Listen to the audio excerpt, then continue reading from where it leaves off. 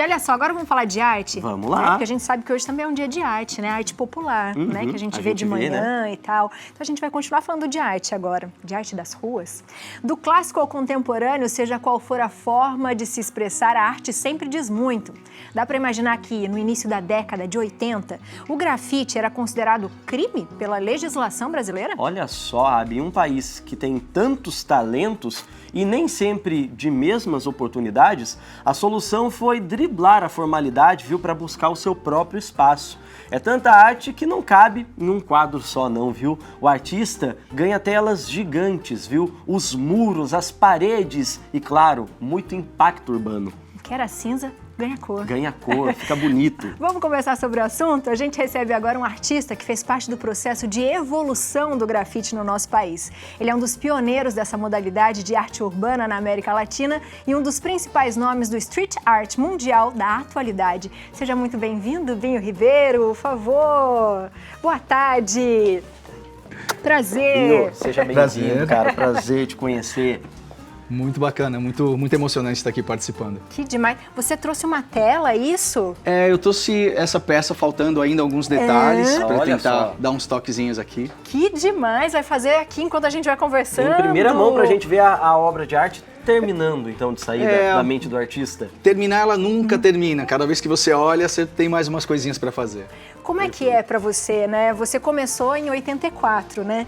Você e uma galerinha que hoje a gente ainda consegue, né, ver várias coisas de vocês, mas naquela época não era tão respeitado, tão valorizado. A arte era essa expressão mesmo, de repente até de uma afronta, de dizer algo para as pessoas. Ainda bem. Mas como é que era pra você? Bom, naquela época não haviam referências, né? Nós sabíamos da existência, mas nos guetos dos Estados Unidos, mas chegavam muito poucas informações. Então a gente tinha realmente era o espírito de vontade, de querer fazer algo que a gente ainda nem entendia direito. Com 14, 15 anos era tudo, o mundo era uma fantasia. E a gente veio, né, nós viemos nesses 40 anos, basicamente, vendo essa cultura, né, se consolidando, tendo mais espaço, tendo mais reconhecimento. Demais. Como? E fale. Como que é, Binho, quando vocês olham para esse cenário hoje, né? Porque a gente falava no começo desse contexto na época da arte sendo criminalizada, né? Não é apenas desvalorizado, não é preconceito, não. Era uma força do Estado, de autoridades contra esses artistas. Quando você olha hoje para esse trabalho, que muitas vezes acontece na contramão, né? A gente vê a administração pública, prefeituras pedindo para esses artistas, olha, nos ajudem a deixar essa cidade mais bonita, mais colorida. Como é que é para você que passou por toda essa trajetória ver esse momento? Bom, acho que primeiro é muito gratificante perceber que existe um reconhecimento de verdade, mas ao mesmo tempo a gente também ainda luta muito com situações nas ruas, por exemplo. Né? Essa é uma arte que se ela tivesse que pedir licença, ela não existiria.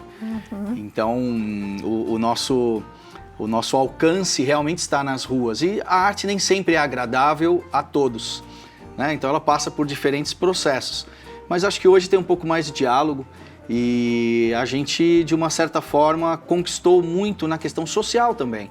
Você tem muitos jovens, né, que se influenciam, que buscam. Então você tem escolas com workshops de arte. Acho que toda essa conexão ajuda também a mostrar que, poxa, o artista não está fazendo mal. Muito pelo contrário, né? A gente está aí tentando trazer as pessoas para uma coisa muito bacana, muito boa para a cidade. Com certeza. Antes tinha muito essa coisa de falar que era uma pichação, né? Que bom que as pessoas entenderam o grafite e a diferença disso, né? E o que isso mesmo acontece. Você, além do Brasil, também já fez arte em outros países. Como é levar isso para outros lugares? E mais uma perguntinha, você gosta muito de carpas, né? Eu vejo várias artes suas com carpas, por quê? Bom, sobre o mundo inteiro tem essa arte porque ela não pede licença, ela faz com que os jovens queiram fazer. Então o diálogo com os jovens acontece no mundo inteiro. Eu visitei cerca de 50 países, tem alguns lugares com mais frequência, mas é uma arte realmente que você vai a uma aldeia indígena, inclusive no Amazônia, e você tem, né, esse contato também com artistas. Sobre o peixe, sobre a carpa, é um elemento que incorporou na minha história, talvez um pouco mais recente, dos 40 anos, os últimos 20 anos eu tenho feito. E ela representa muito, eu tenho uma ligação muito forte com a cultura japonesa também. Então ela vem realmente um pouquinho do mangá, um pouquinho da cultura clássica da prosperidade da japonesa. E eu tento colocar nela as cores que são mais tropicais. Então ela se torna meio que um mix cultural, né? E é assim que eu gosto, assim, ela não é representante de um único lugar, mas ela absorve diferentes situações como uma esponja, né? E ela me agrada e muitas vezes agradam as pessoas que se deparam com ela. Com toda certeza. E a gente tem aqui, Binho, eu queria que você falasse deste quadro que você vai concluir com a gente aqui no estúdio, porque me chama a atenção que é às vezes uma representação que as pessoas não param para pensar, que também faz parte da arte, né? A fé, a religiosidade, a devoção. A gente às vezes imagina a arte sacra apenas como aquelas maneiras clássicas, né? Através de uma escultura, de um mosaico, de outros tipos de pintura, e não imagina assim na arte de rua. A gente tem aqui um belo exemplo, né? Eu tenho, entre várias linhas que eu trabalho, eu tenho uma linha que é meio vitral. Essa linha, eu tive uma obra que eu expus, inclusive na Aparecida, no prédio, foi muito bacana. Em 2017, né? 2017, poxa, participou Homero Brito, Maurício de Souza, foi um momento muito especial. E ali foi uma oportunidade de estudar um pouquinho mais sobre essa parte de vitral. Eu estive em Mariana quando era jovem também, e eu visitei os mosteiros, eu tinha o cabelo verde na época, e foi fantástico assistir ali um cerimonial com o meu estilo de skatista no espaço, legal. Foi muito bacana. Então essa parte de vitral, eu acho que ela dialoga com, digamos assim, essa proposta.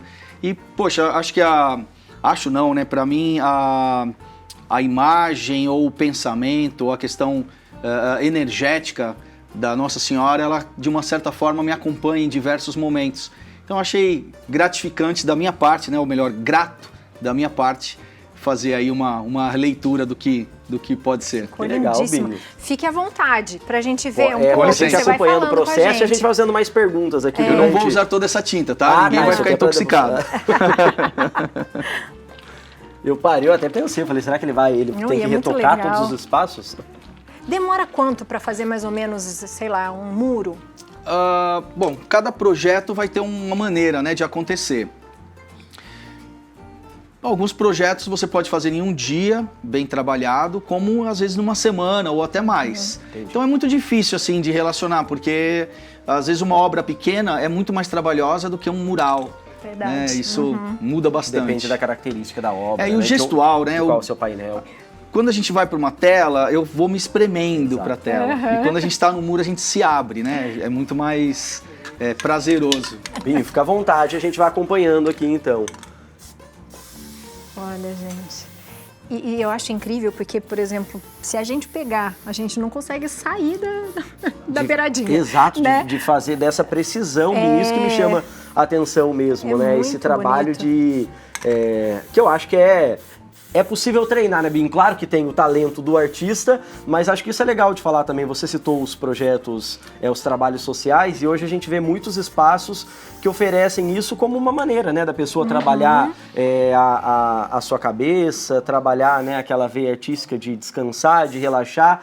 Qualquer pessoa, Binho, como de maneira recreativa, consegue aprender o básico desse tipo de arte para brincar e experimentar?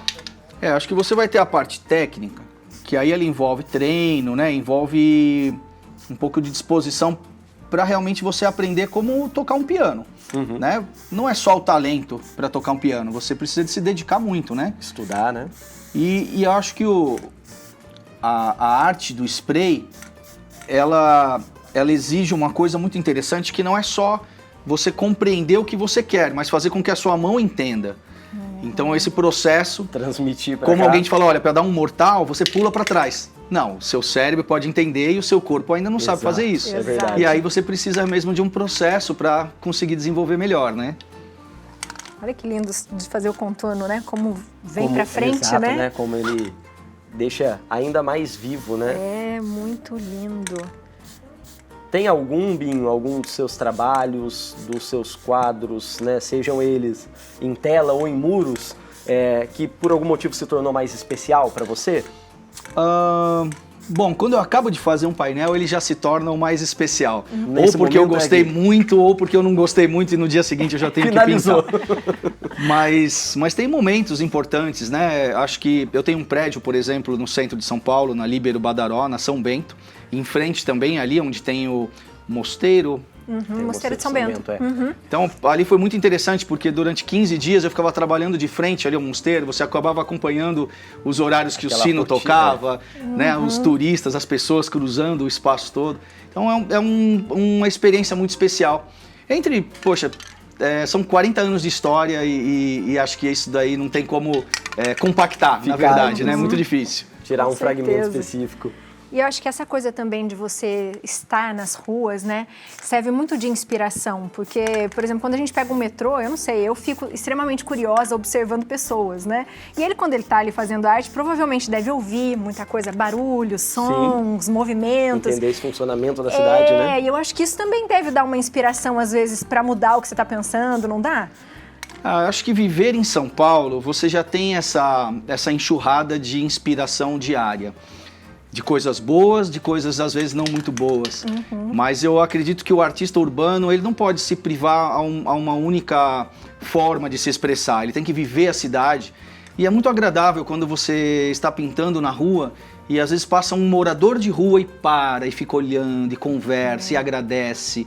Sabe, eu acho que você percebe que a arte vai além de quem pode ver e fica para todos. Eu acho que a arte urbana, né, tá na rua para todos. Exato, para todos. Essa ideia. Isso Essa ideia do incrível. para todos, né, Abi? Porque é um tipo de arte também que se torna acessível, né? A gente, ainda que tenha hoje exposições, lugares abertos ao grande público, quando a gente fala de arte, de pintura, e aí para entender, né, técnicas, contextos que as pinturas apresentam, tem lugares que não é toda pessoa que se sente confortável a visitar, ou a pessoa às vezes não se sente parte daquele universo, né? Imagina, eu vou numa exposição, Num museu, eu vou num museu, né? numa mostra, e aí quando ela tá na rua, ela de graça, né? A gente só precisa fazer uma coisa que também é difícil hoje em dia, né? Valorizar? Parar pra olhar, né? Contemplar. Qual que é o ingresso, né? Qual que é o ingresso pra ver uma obra sua? Muitas vezes é o tempo, né, Binho? É você parar, respirar e deixa eu tentar entender isso aqui.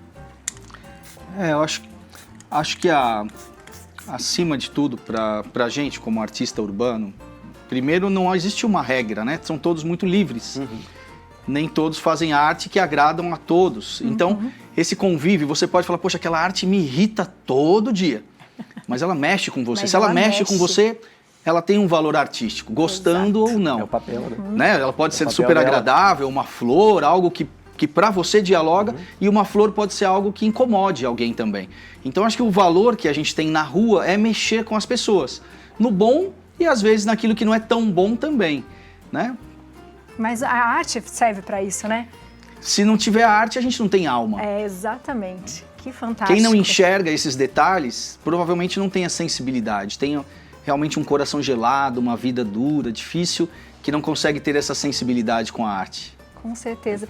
Obrigada por encantar a nossa tarde aqui. Olha que coisa mais linda. Você de casa, aproveita para ver os trabalhos dele no Instagram. @binho3m tá aparecendo para você aí na tela.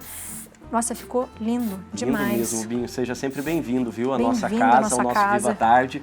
Muito obrigado obrigado mesmo, viu, por nessa quinta-feira, nesse feriado, trazer esse respiro, como a Não gente é? falava, né? Às vezes a gente está tão acelerado e quando a gente vê um trabalho como esse, a gente inevitavelmente tem que parar, tem que pensar, Sim. tem que respirar.